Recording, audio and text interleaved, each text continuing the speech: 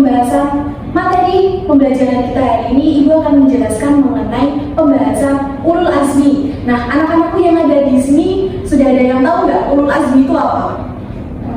Belum. Nah, jadi Ibu tegaskan ya, ulul azmi itu kalau kita ambil dari katanya itu diambil dari dua kata ya. Yang pertama itu adalah ulul yang artinya itu memiliki, serta azmi itu keteguhan hati. Jadi bagaimana sih definisi terkait ulul azmi itu? Yaitu seseorang yang memiliki keteguhan hati yang tinggi dalam menjalankan syariat Islam gitu. Nah, jadi di pembahasan ini ada 5 nabi dan rasul yang dijuluki sebagai ulul azmi. Lalu ada nggak sih ciri-ciri yang menandakan bahwa nabi dan rasul itu dijuluki sebagai ulul azmi? Ada yang tahu nggak?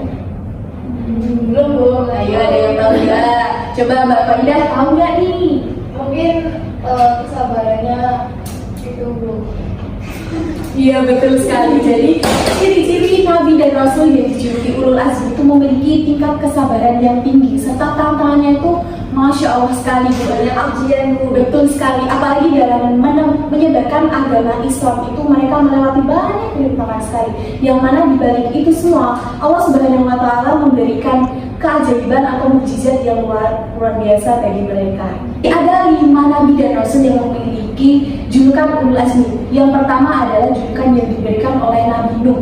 Nabi Nuh itu pada masa dakwahnya itu melewati rintangan yang luar biasa. Apalagi pada masa beliau itu, sanak saudara, anak, dan istrinya itu sama sekali tidak mau beriman kepada ajaran yang diterapkan oleh Nabi Nuh itu.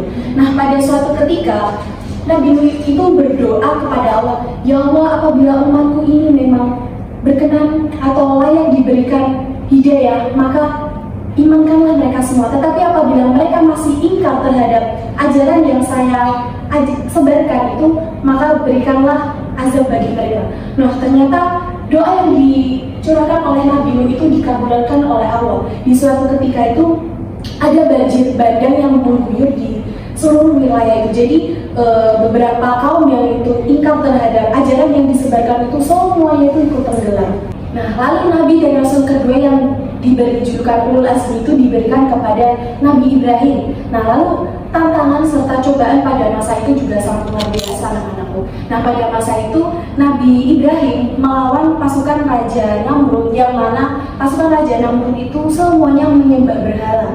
Jadi usaha Nabi Ibrahim untuk menumpas pasukan-pasukan itu tuh juga yang dilakukannya sangat luar biasa juga gitu.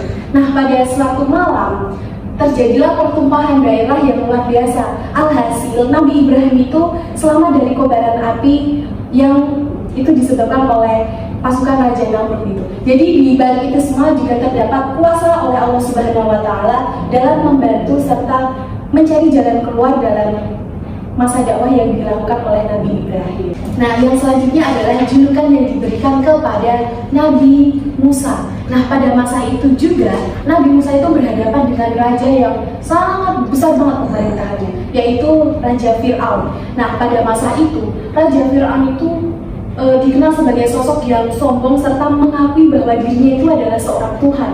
Nah, pada hal ini Nabi Musa juga bersikeras bahwa enggak, pada dasarnya itu Allah adalah Tuhan yang satu-satunya Tuhan yang patut kita sembah gitu. Nah, pada masa itu juga seperti kejadian yang mungkin anak-anak sekalian di sini sudah pada mengetahui ya, mukjizat yang luar biasa dari Nabi Musa itu apa? Tongkat. Iya, tongkatnya itu berfungsi sebagai Harapan. betul sekali. Jadi anak-anak sekalian sudah tahu ya gambaran jelas terkait mukjizat yang diberikan oleh Allah kepada Nabi Musa. Betul? Nah, julukan yang selanjutnya adalah diberikan kepada Nabi Isa. Nah, pada masa itu yang mendapat cobaan yang luar biasa itu bukan hanya Nabi Isa sendiri, tapi pada saat Nabi Isa dalam kandungan pun ibunya juga mendapat cobaan yang luar biasa gitu. Nah, pada masa itu juga Nabi Isa kan lahir tanpa seorang bapak ya. Nah, pada masa itu juga banyak sekali masyarakat yang mencaci maki bahwa ibunya ini hamil duluan nikah gitu. Paling juga kalau di sekitar sini itu menjadi bahan yang diperolok-olokkan oleh masyarakat ya gitu. Jadi mukjizat yang luar biasa itu juga diberikan itu berupa bisa menyembuhkan orang sakit, serta Nabi Isa itu bisa mengetahui hal apa saja yang terjadi pada dirinya dan ibunya. Lalu julukan yang terakhir itu diberikan kepada Nabi Muhammad. Nah, anak-anakku sekalian, di sini ada yang tahu nggak mukjizat yang luar biasa yang diberikan kepada Nabi Muhammad itu berupa apa? Al-Quran. Nah, kok bisa Mbak Al-Quran disebut sebagai mukjizat yang luar biasa?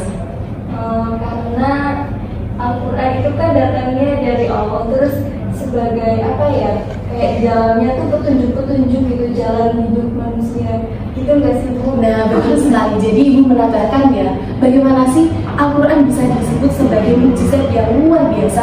Itu karena Al-Quran itu sebagai penyempurna kitab-kitab sebelumnya. Nah, anak-anakku sekalian, setelah pembahasan ini insya Allah bisa dimengerti semuanya ya? Iya Bu. Alhamdulillah. Nah, setelah ini Ibu akan membagi kalian menjadi beberapa kelompok. Untuk yang sebelah kanan membahas mengenai hal-hal terpuji yang bisa kita teladani dari kelima nabi dan rasul yang dijuluki sebagai ulul azmi. Sedangkan sisi yang sebelah kiri akan menjelaskan tentang bagaimana sih kronologi atau tantangan dakwah pada masa itu yang dihadapi oleh kelima nabi dan rasul ulul azmi itu. Insya Allah semuanya bisa dimengerti ya? Bisa Bu. Oke, jadi silakan untuk yang sisi sebelah kanan dan kiri untuk melakukan diskusi kelompok.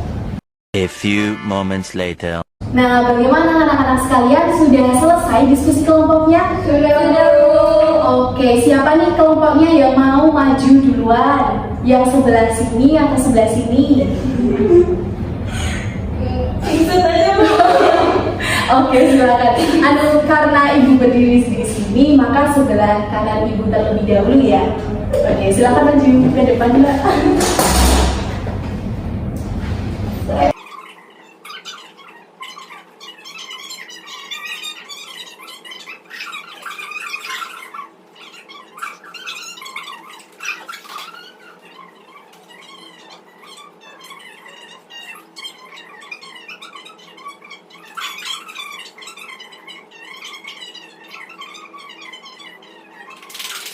Oke, tepuk tangan dulu buat kita semua. Insya Allah materi serta diskusi kelompok tadi bisa dimengerti oleh kita semua ya. Iya Bu. Oke, baik. Ibu mengucapkan terima kasih dan semoga kalian semua tetap sehat dan menjalankan aktivitas dengan baik dan lancar. Amin ya robbal alamin. Amin. Ibu akhiri, wassalamualaikum warahmatullahi wabarakatuh. Waalaikumsalam warahmatullahi wabarakatuh.